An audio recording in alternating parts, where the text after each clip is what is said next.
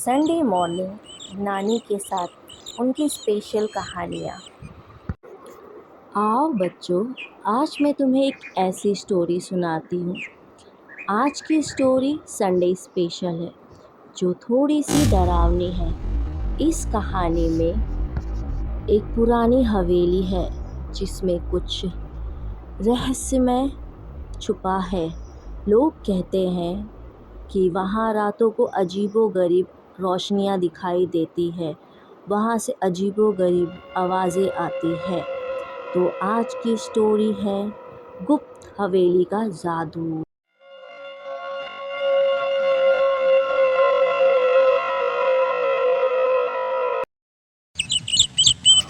बहुत समय पहले की बात है।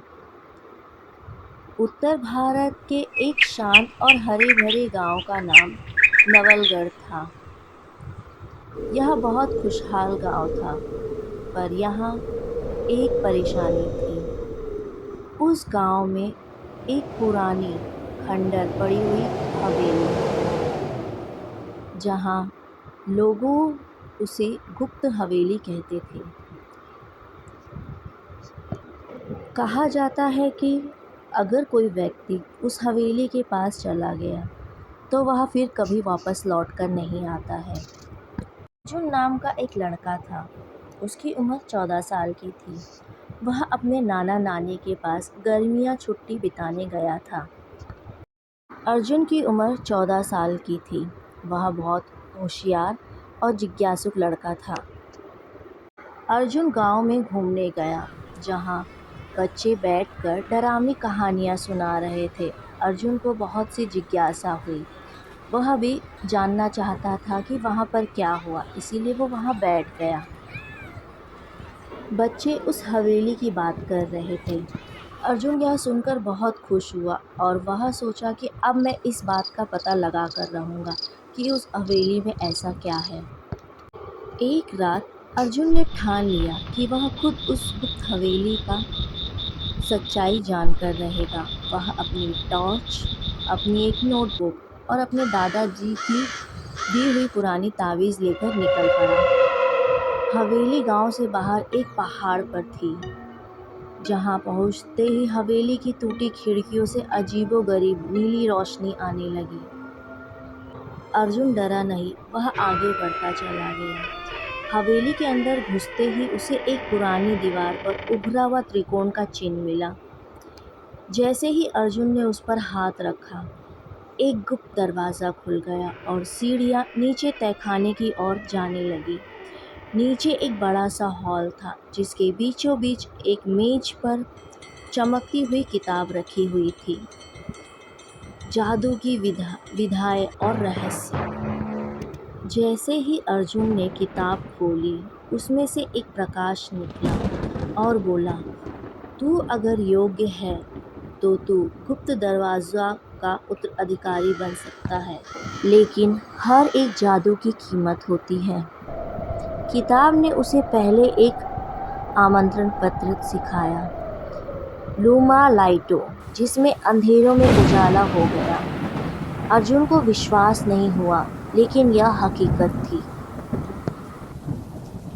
अर्जुन ने किताब पढ़ना जारी रखा। उसे बहुत सी चीज़ों की जानकारी हुई। अर्जुन को यहाँ पता चला कि यहाँ एक विभंडर नाम का जादूगर रहता है। वह अपनी आत्माओं को अमर बनाना चाहता है, लेकिन उसका यह जादू गलत हो गया। उसकी आत्मा हवेली में ही फंसकर रह गई। तभी वह हवेली एक रहस्यमय बन चुकी है। अर्जुन को किताब ने चेतावनी दी कि यदि उसने भवंडर की आत्मा को मुक्त नहीं किया तो हवेली का अंधकार पूरे गांव को निगल सकता है। अगर आपको यह रहस्यमय कहानी पसंद आ रही हो तो नानी की कहानियों को सब्सक्राइब करना ना भूलें। और अगर आपको कोई और कहानी सुननी हो तो कमेंट में लिखकर ज़रूर बताएं। अर्जुन को किताब ने एक चेतावनी दी, यदि उसने भवंडर की आत्मा को मुक्त नहीं किया तो हवेली का अंधकार पूरे गांव को निगल सकता है। अर्जुन ने किताब की मदद से एक शक्तिशाली मंत्र सीखा और तहखाने के अंतिम कमरे में गया, जहां भिवंडर की आत्मा कैद थी। वह एक भयंकर लड़ाई हुई।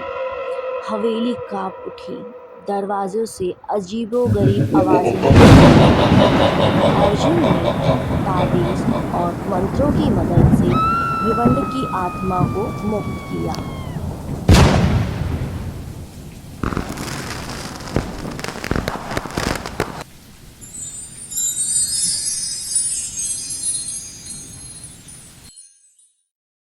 लेकिन इसके बदले किताब ने खुद को सील कर लिया और कहा, जादू अब सो गया है।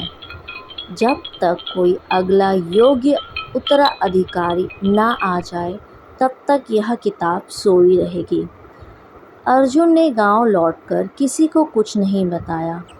हवेली अब शांत थी और वहां से रोशनी आना बंद हो गई थी। गांव के लोगों ने समझा कि वह जगह अब शुद्ध हो चुकी है। लेकिन अर्जुन यह जानता था, जादू कहीं नहीं गया है, बस वह अभी के लिए सो गया है।